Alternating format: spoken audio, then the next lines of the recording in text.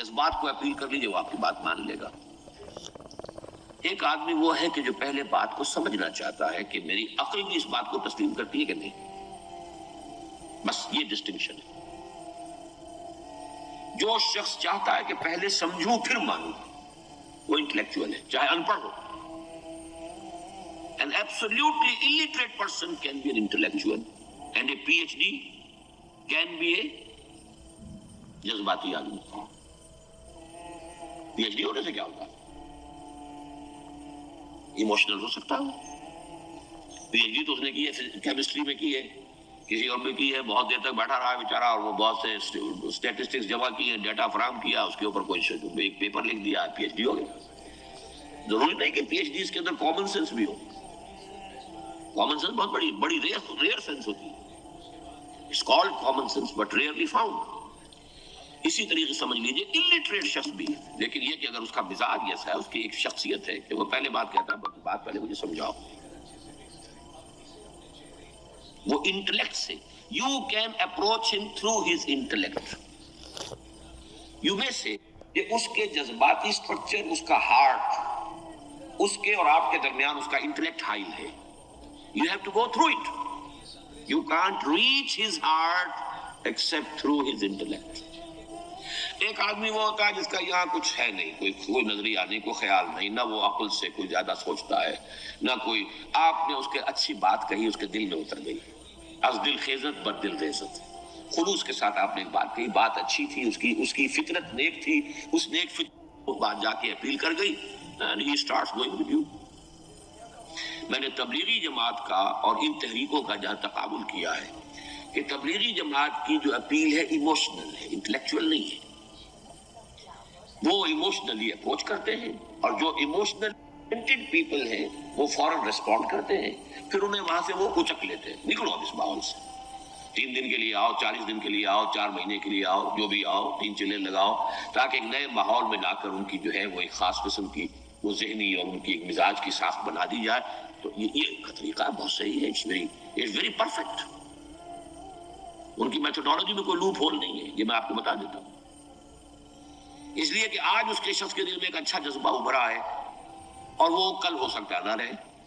You cash ابھی cash لو، ان سے نقد لو، نکالو بھائی، وقت نکالو نقد۔ اور ان کا بڑا پیارا جملہ ہے، گھر گئے تو گر گئے۔ بڑا پیارا جملہ، گھر گئے تو گر گئے، یعنی یہی وعدہ تو کر لو نا، تو بھائی ارادے تو کر لو۔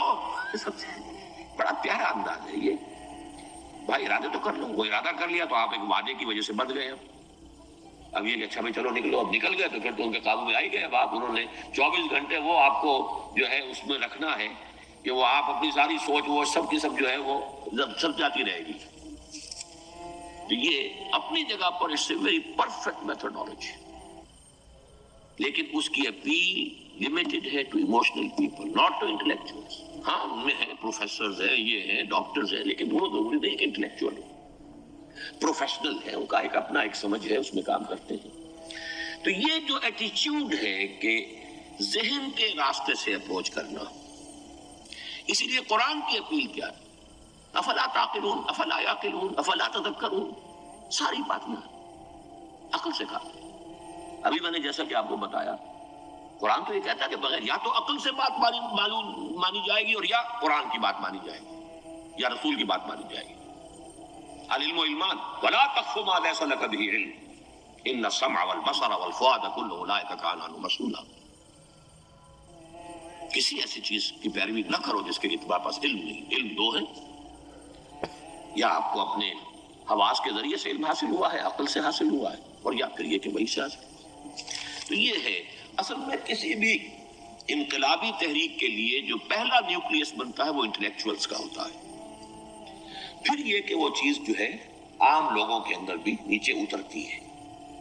اس کے بعد جو فائنل سٹیج ہوتی ہے اس میں تو آپ کو عوام کو موٹیویٹ کرنا پڑے گا۔ اب وہ وہاں انٹلیکچوئل اپیل نہیں چلے گی، وہاں پھر ایموشنل اپیل چلے گی۔ لیکن وہ کب چلے گی؟ جبکہ ایک مضبوط جماعت ایسی پیدا ہو چکی ہو کہ جو سمجھ کر آئی ہو، علی وجہ البصیرت مان رہی ہو، چل رہی ہو، اپنی دونوں آنکھیں کھول کر چل رہی ہو، پھر ڈسپلنڈ ہو، پھر جو کچھ کہہ رہی ہے وہ کر بھی رہی ہو۔ ایسی مضبوط جماعت ہوگی تو ایک عوامی جو ہے کوئی تحریک اٹھا کر اسے کنٹرول کر سکتی ہے، اسے ایک ڈائریکشن کے اندر رکھ سکتی ہے، ورنہ عوامی تحریک کو کوئی کر سکتا ہے؟ عوامی تحریک خود بخود بھی دائیں بائیں کسی طرف بڑھ جائے گی، جوش اور جذبات کے اندر، تو پھر انسان جو ہے وہ پھر ادھر سے ادھر نکل جاتا ہے، پھر وہ حد اعتدال پر نہیں رہتا۔ اس کو کنٹرول کرنے کے لیے جیسے ریڑھ کی ہڈی ہے انسان کے جسم میں، وہ جب تک کھڑی ہے میرا پورا پوسچر کھڑا ہے، اگر اس میں سے کوئی ایک من کا پیٹ نہیں ہے تو کوبڑا کوب نکل آئے گی انسان کی۔ تو وہ ریڑھ کی ہڈی جو ہے وہ جماعت ہے، انقلابی جماعت، جو کہ اسلامی انقلاب میں حزب اللہ، جو ہم تنظیم اسلامی کے تحت کوشش کر رہے ہیں بنانے کی، اور یہ کہ اس کے لیے انٹلیکچوئل اپروچ کے لیے یہ سارا معاملہ ہے کہ جو اسلام کی نشأت ثانیہ سے شروع ہوا اور یہ سارا کام جو اب ہو رہا ہے، آپ سے بات ہو رہی ہے، آپ کو سمجھانے کی کوشش ہو رہی ہے کہ دین کو سمجھیے کہ دین ہے کیا، اس کا ہدف کیا ہے، اس کا بیسس کیا ہے، اس میں پرائرٹیز کیا ہیں، یہ ساری چیزیں کہ سمجھ سے آئیں آپ کے اندر، پھر آپ سمجھ کر اس شے کو قبول کریں، یہ ہماری پرائرٹی ہے۔ ہم آپ کو ایموشنلی موٹیویٹ کر کے حرکت میں نہیں لانا چاہتے، وہ سٹیج آئے گی، جب آئے گی اگر وہ مضبوط جماعت پہلے تیار ہو جائے تو پھر وہ سٹیج آئے گی، پھر عوام کو موٹیویٹ کریں گے۔ اور اس وقت میں سمجھتا ہوں کہ اگر کوئی ایسی شکل ہمارے ذریعے سے اللہ نے پیدا کر دی تو مجھے یقین ہے کہ تبلیغی جماعت کے لوگوں کی بہت بڑی تعداد جو ہے کھنچ کر آ جائے گی، جیسے ویکیوم میں کوئی چیز کھنچ جاتی ہے۔ لیکن جبکہ انہیں معلوم ہو جائے کہ ہاں دین ہے واقعتاً، یہ کوئی اقتدار کی جنگ نہیں ہے، یہ کوئی اور مسئلہ نہیں ہے، کوئی اس میں شک و شبے سے بالا تر بات نہیں ہے، خالص دین کا مسئلہ ہے، اور اس کے اوپر کوئی تحریک شروع ہوئی تو پھر وہ نکل آئیں گے لوگ۔ حضور کے زمانے میں بھی سمجھ لیجیے، جیسا کہ میں نے کہا الٹریٹ ہونا اور بات ہے، لیکن یہ کہ انٹلیکچوئل جو ہے وہ اسٹرکچر آف پرسنالٹی ہوتا ہے، انٹلیکچوئل یا ایموشنل۔ یہاں پر ایک جملہ نوٹ کر لیجیے اگر آپ کے علم میں نہ ہو، جبران، خلیل جبران جو ہے یہ ایک عیسائی مصنف تھا عرب لبنان کا، لیکن بہت بڑا ادیب تھا، تو اس کا ایک جملہ ہے، عقل سے روشنی حاصل کرو لیکن جذبے کے تحت حرکت کرو۔ یعنی عقل سے روشنی حاصل کرو، جانا کدھر ہے، منزل کیا ہے، ہدف کیا ہے، یہ عقل سے طے کرو، یہ جذبات میں طے نہ کرو، یہ تو غلط ہو جائے گا، ڈائریکشن غلط ہو جائے گی۔ لیکن جب طے کر لیا، عقل سے پہچان لیا، دس از دی آئیڈیل، دس از دی گول، یہ میرا مقصود ہے، اب عقل کو ذرا ایک طرف رکھ دو۔ اگر عقل کو رکھے رکھا یہ چلنے نہیں دے گی، یہ کہے گی کہ ذرا سوچو تو صحیح، بیوی بچے ہیں، یہ ہے، گھر بار ہے، یہ عقل تو پھر یہ سکھائے گی۔ عقل کے معنی باندھنے کے ہیں، یہ معلوم ہے آپ کو؟ عقل کے معنی باندھنا۔ عقال جو یہ عرب لوگ اپنے سر کے اوپر یہ لگتے ہیں، عقال، یہ کیا تھا اصل میں؟